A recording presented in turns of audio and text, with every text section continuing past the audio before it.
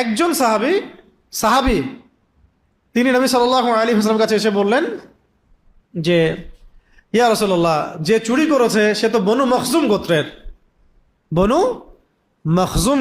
মখজুমি নারী চুরি করেছে, এখন সম্ভ্রান্ত বংশের মেয়ে। আল্লাহ পাক তো বলেছেন হাত কেটে ফেলতে। কেউ বলার সাহস পাচ্ছে না নবী সাল্লাল্লাহু আলাইহি ওয়াসাল্লামকে যে এটার কোনো শিথিলতা আছে কিনা, ফাঁকফোকর আছে কিনা। তো সবাই পরামর্শ করে একটা কাজ করলো। ওসামা বিন জায়েদ রাদিয়াল্লাহু আনহু, তিনি নবী সাল্লাল্লাহু আলাইহি ওয়াসাল্লাম প্রিয় ভাজন, তো ওসামাকে দিয়ে বলানো যায় কিনা। তিনি হচ্ছে জায়েদ বিন হারেসা রাদিয়াল্লাহু আনহুর ছেলে। ওসামা বিন জায়েদ রাদিয়াল্লাহু আনহু, জায়েদ বিন হারেসা তায়েফের সাথী, ঠিক আছে। ওসামা বিন জায়েদ রাদিয়াল্লাহু আনহু এসে কোনোভাবে এটা একটু বলেই ফেলছেন, ইয়া রাসূলুল্লাহ তো বনু মখজুম গোত্রের মেয়ে। তখন নবী সাল্লাল্লাহু আলাইহি ওয়াসাল্লাম মানে রাগে চেহারা লাল হয়ে গেছেন। তিনি বলছেন যে, তুমি সুপারিশ করতেছো আমার কাছে মখজুমি নারীর ব্যাপারে? আল্লাহ পাকের হদ সম্পর্কে তুমি আমাকে সুপারিশ করতেছো? জেনে রাখো যে আমার মেয়ে ফাতিমাও যদি চুরি করতো আমি তার হাত কেটে ফেলতাম। মানে শুধু আইন না, আইনের বাস্তবিক প্রয়োগ দিয়ে সমাজ সংস্কার হয়েছে, এবং সেটা আল্লাহ পাকের আইনের বাস্তব প্রয়োগ দিয়ে, থিওরিটিক্যাল ছিল না বিষয়টা, প্র্যাকটিক্যাল ছিল। এবং এত ইনসাফ, এত ন্যায় ছিল যে আমার মেয়ে হলেও আমি এটা করব, আমার মেয়েও যদি চুরি করে আমি তার হাত কেটে ফেলবো। তো নবী সাল্লাল্লাহু আলাইহি ওয়াসাল্লামের এই অংশটুকু আমরা নিতে চাই না। নবী সাল্লাল্লাহু আলাইহি ওয়াসাল্লাম মধু খাওয়া, মিষ্টি খাওয়াটা আমরা নিতে চাই, ঠিক আছে। এবার একজন নারী আসছেন, উনিও সাহাবী, এসে বলছেন যে, ইয়া রাসূলুল্লাহ, আমি তো অন্যায় করে ফেলছি, আমাকে পবিত্র করেন। কি করছো অন্যায়? আমি অন্যায় করেছি ইয়া রাসূলুল্লাহ, আমাকে পবিত্র করেন। না, তুমি বাসায় চলে যাও, বাসায় যাও, আল্লাহর কাছে ইস্তেগফার করো, আল্লাহ মাফ করে দেবে। কারণ কোর্টে মামলা চলে আসলে তো বিচার করতে হবে। তুমি বাসায় যাও, ইস্তেগফার করো, আল্লাহ মাফ করে দিবে। তিনি বলছেন, না ইয়া রাসূলুল্লাহ, আপনি মায়েজ আসলামী রাদিয়াল্লাহু আনহুকে যেভাবে ফিরাই দিয়েছেন আমাকে সেভাবে ফিরাই দিবেন না। আমি পবিত্র হইতে চাই, আমাকে পবিত্র করেন। মানুষের ঈমান দেখেন, মানুষ বলতেছে অন্যায় করে এসে, ইয়া রাসূলুল্লাহ, আমি পবিত্র হতে চাই, আমাকে পবিত্র করেন। তিনি বলছেন যে, তুমি কি এমন অন্যায় করেছো? তিনি বলছেন, আমি গর্ভবতী হয়ে গেছি ইয়া রাসূলুল্লাহ। তো নবী সাল্লাল্লাহু আলাইহি ওয়াসাল্লাম বলছেন যে, বাসায় যাও, আল্লাহর কাছে ইস্তেগফার করো, সন্তান জন্ম হোক, তারপরে দেখা যাবে কি করা যায়।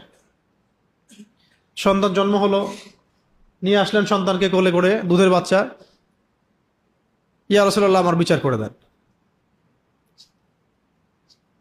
তিনি বললেন যে, সন্তান ছোট, এখন দুধ পান করবে, দুধ পান করানো শেষ হোক, তারপরে বিচার করবে। দুধ পান করানো শেষ, রুটি খাইতে শিখছে, কোর্টে আসছেন, বিচার করে দেন ইয়া রাসূলুল্লাহ। নবীজি বললেন সাল্লাল্লাহু আলাইহি ওয়াসাল্লাম, আনসারী সাহাবীদের মধ্যে তোমরা কে আছো, হে আমার সাহাবীরা কে আছো যে এই বাচ্চার দায়িত্ব নিতে পারবা? একজন বাচ্চার দায়িত্ব নিলেন। নবী সাল্লাল্লাহু আলাইহি ওয়াসাল্লাম বললেন, তো তোমরা তাকে নিয়ে যাও, রজম করো।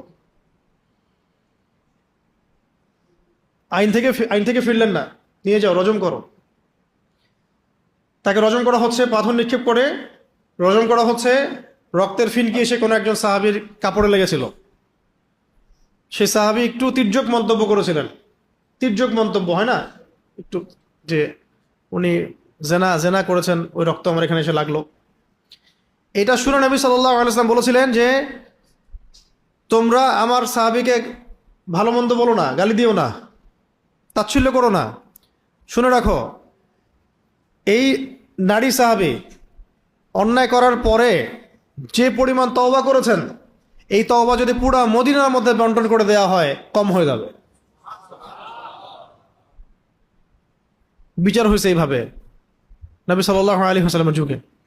ওমর রাদিয়াল্লাহু আনহুর যুগে মদ পান করেছেন, নিজের হাতে তিনি শাস্তি দিয়েছেন।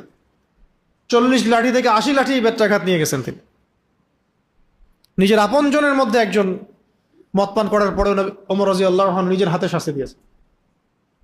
সান্ত্বনার বাণী শুনে আসেন নাই খালি। ওমর রাদিয়াল্লাহু আনহুর সময় এমন হয়েছে যে, আমর ইবনে আস রাদিয়াল্লাহু আনহু, বিখ্যাত সাহাবী, তিনি মিশরের গভর্নর তখন, তার ছেলে তার বাবার পলিটিক্যাল পাওয়ারে কিছু একটা অন্যায় করেছিলেন, অন্য কারোর উপর পাওয়ার দেখাইছে আর কি, হয় না এমন? তা বুঝতেই পারতেছেন কি হইতে পারে এখনকার যুগে। এইটা খবর ওই মিশরের সেই কিপ্তি এসে মদিনায় বিচার দিয়েছে, মদিনায় বিচার দিয়েছে যে আপনার নির্ধারিত গভর্নরের ছেলে আমার উপর জুলুম করছে, তুমি বসো। চিঠি লিখে পাঠাইছেন যে তোমরা দুজনে এখানে আসো, বাবা এবং ছেলে দুজনে আসো। উমর রাদিয়াল্লাহু আনহু বসে আছেন, আমর ইবনে আস রাদিয়াল্লাহু আনহু বুঝতে পারছেন যে কোনো একটা সমস্যা আছে।